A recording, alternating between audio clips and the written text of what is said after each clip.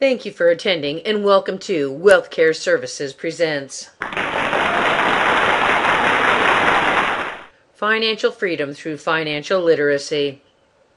This is part one of a two-part presentation, so please, when you're done with this, continue on to part two when this video is over. This presentation is intended only as an overview. It's important to visit with a financial services professional to determine how you can best use this information. The material discussed in this presentation is meant for general, illustration, and informational purposes only. It is not to be construed as tax, legal, or investment advice. For a financial plan unique to your situation and needs, please contact us directly. We would be happy to set you up with a free, no-obligation appointment. Knowledge is the key to financial success. This free educational presentation is designed to help you understand some of the real secrets of money. We want to help you put all of the pieces of your financial puzzle together to create a financial plan that will help you to protect you and your family so that you can retire and stay retired. Make sure that you don't outlive your money and to leave a legacy if possible. Unfortunately, this is how so many people are planning for your retirement. So let us help you get from here to here through financial literacy and a comprehensive plan unique to your needs using cutting-edge products from the best companies. A critical need for education exists, and that's why you're watching this presentation today. When we're talking about your retirement, you have to take these four things into account. You have to understand how money works. So when we're talking about demographics, we have to take into account the baby boomer phenomenon. There's 76 million baby boomers in this country, and they make up over 28% of the United States population. And for the last 3 years, they've been old enough to start getting Social Security. So within 15 years, fully 1/3 of the United States population is going to be eligible for Social Security, either by age, widowed, or disabled. So what does that mean to you? When you think about back in the 1930s when Social Security started, there was 42 contributors for every recipient of benefits. And today, that ratio is 3 to 1. And by 2030, it's going to be about 2 to 1. So what does that mean to you? What will taxes be? And how much Social Security can you count on? That's something that you have to think about. Procrastination, waiting too long. The longer you wait, the more it's going to cost you. And the deal is you may be living a lot longer than you think, so we've got to get your money to work soon so that you have enough to make sure that you don't outlive your money. A couple both reaching the age of 65 have a 50% chance of one survivor reaching 92 and a 25% chance of one of them reaching 97.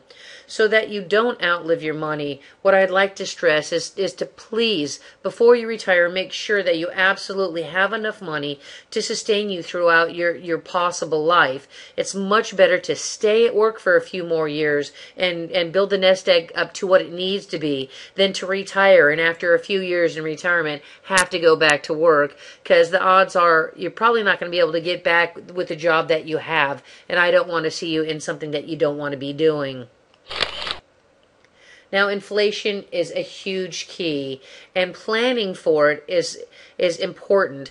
When we understand that 4% inflation will double prices every 18 years, and we run averagely kind of close to that, it affects us as far as how much things cost, but then about our income as well. So if you're 29 years old right now and you're receiving $50,000 a year of income, what this means is in 18 years when you're 47, you're going to have to be earning $100,000 a year. So not only do you need to be saving right, but you need to be earning enough. So you need to be positioned to earn what you need. Because then 18 years after that, when you're 65 and you want to retire, you're going to need $200,000 a year to have the same lifestyle you had back when you were 29. So when we look at the cost of things, obviously stamps have gone up. And of course, if you're doing online bill pay, you can get rid of using the majority of them. And hey, if you're on a low carb diet, maybe you can get rid of the bread too. But The deal is you probably, like me, have to put gas in your car to get where you want to go. And the cost of that has gone up huge. And as well as the price of a new car. And unfortunately, housing as well, whether you're renting or buying. But all of those things having gone up over 100%, the problem here is that the average income in America has only gone up about 50%. So it's really hard to keep up. We have to take into account inflation. So the other problems that are facing Americans today, the debt trap. Obviously, getting into a huge amount of consumer debt is going to keep you from being able to reach your financial goals. If you couple that with failing to save, the odds of being able to retire are pretty slim. Now, what we want to make sure is that everyone's got the security that they need and to ensure that their family is protected. Because just think to yourself, if you died today, would your family be all right, or would one tragedy be turned into two? And not only will they have lost you, but then they would be in financial devastation. Let's please make sure that we get everyone protected.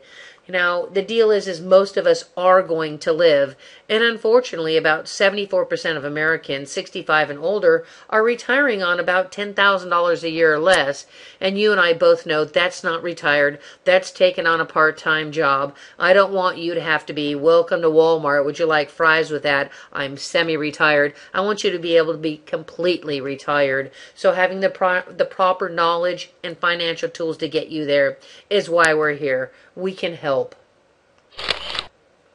So what are your investment choices? Now, if you decide to go with fixed products like a lot of people do, like your bank CD. Now, why do people choose fixed products? It's because of the safety of the principal. But what's the problem with the investment? You generally can't keep up with inflation or taxes and the interest that you're able to earn. So what is the other option that you have? Most people think the only other option then is equity products, such as stocks and mutual funds. And what's the good news there? Hey, you can make 50% on the NASDAQ this year. But what's the problem? You have all of your principal at risk. So what we found, what a great answer for a lot of people, is index products. And that's because you can get the best of both worlds. You have the absolute guaranteed safety of your principal and earned gains, as well as the upside potential of the market. So how does indexing work? What we're going to take a look at here is a snapshot of the stock market. Now, the red line is the stock market, and the blue line is how an indexed account would be credited. So this is the deal. When the stock market goes up, the account is credited. As the stock market goes up, then your account is credited. But here comes the beauty of the product. When the stock market goes down, your principal and earned gains are locked in. Of course, then the stock market did go down again, and at this point, zero is your hero. I know I'd much rather have the 122,000 than the 95, because people on the red line have lost a third of their account. So now, as the stock market will do, the stock market took back off. And everybody was really happy. Now, if you noticed over here, you weren't getting the gains of the market. But you know what? You weren't getting all of the gains of the market over here in an indexed account either. And the stock market was unable to surpass you. And why? It's because when you mitigate the loss in your investment, the power is huge. So now the stock market goes up, and of course, it goes down. And again, your principal and earned gains are locked in. The stock market went down yet again.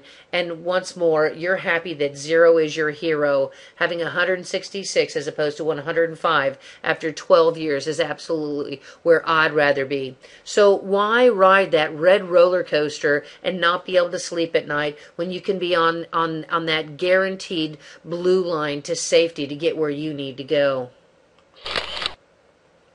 Now, compound interest is how we get where we need to go, and understanding the rule of 72 and how compounding works is what I want to get to you right now. The deal is to find out how long it will take your money to double. You take the interest rate that you have your money invested at and you divide it into 72. So if you invest your money at 4%, you divide that into 72, that means your money is going to double every 18 years. Now, if you double that interest rate, you don't double your return, you quadruple your return because you add 2 more doublings in the same time frame. I love Einstein, and he says the most powerful force in the universe is compound interest. The person that understands it will earn it, and the one that doesn't will pay it. Now, we want to make sure that you get your long-term savings into an account where once you've invested your money, you're going to have compounding on that, as well as the interest that it earns and on the otherwise payable taxes that you have in there. And we want you to be able to never interrupt that compounding, because the earlier you're interrupted, the more devastating it can be to you and could cause you from being able to retire. Now, then being able to keep your money compounding all throughout your income phase as well would be the best investment possible and the best use of compounding. Now, taxes. Many people don't know that taxes are the largest bill that you'll pay in your life. Nope, it's not your mortgage. But the only guarantee that we get from the tax code is that we're going to have to pay, and that's it. Now, will you be in a lower tax bracket in retirement is quite the question. When we think about that, only 5 years out of the last 70s have taxes been less than they are right now. So we take a look at that the IRS can change every rule and every definition and every percentage that exists today. Nothing is guaranteed. So what will your future income tax bracket be? There's only 3 write-offs left. That's your children, your home, and your business. Now, I certainly hope that your children are grown, healthy, and gone, and you're not able to claim them by the time you reach retirement, and that you've been put on a plan where we're going to have your house paid off by the time you retire. And of course, you retired so you're no longer in business. So the deal is that unless you are earning significantly less in retirement than you are when you're working, you're not likely to be in a lower tax bracket. So let's look at how money works and how we can look at the different ways to invest, such as qualified funds and non-qualified funds. Now, what this means is there's a tax box of rules by which your money must abide by. Now, you might have your investments in one of these tax boxes: 401k, 403b, IRA. All these things tell me is where you work. But what I do know is that your money's inside the qualified funds tax box, and the money has to abide by these rules. You get to put your money in before you pay your income taxes. It gets to grow tax deferred. Your money's going to be 100% taxable at withdrawal at whatever point you take your money out. And if you take it out prior to 59.5, you're going to pay your current taxes and a 10% penalty. Now, at 70.5, you're going to have to take your required minimum distributions and pay your regular taxes. If you fail to do that, you'll also have to pay a 50% penalty. Now, inside this tax box, you can put all kinds of investments. So now what's our other option? It's another tax box of rules, of course. Now, these are your Roth products and your investment grade life insurance.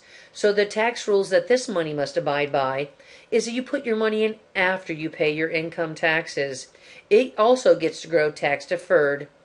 It disperses income tax free to you in retirement, and you have access to your principal funds, as well as there's no required distributions because the taxes have already been paid. Now, inside this tax box, you can put all kinds of investments as well. So the question that's being asked to you is, would you rather pay taxes on your seed or taxes on your harvest? Let's take a look at what your tax advantages are and how we can maximize them. What you have is your tax-deductible contribution, your tax-deferred accumulation, and your tax-free distribution. Now, you can only get 2 of the 3 because 3 of the 3 is tax fraud. Now, these 2 are your qualified accounts, and these 2 are your non-qualified accounts. Now, which would you choose? Now, I think the best way to figure this out is to do a side-by-side comparison and see how we get there. Now, this is the end of part 1. Please continue on to part 2 to see how we make this comparison to help you get to retirement.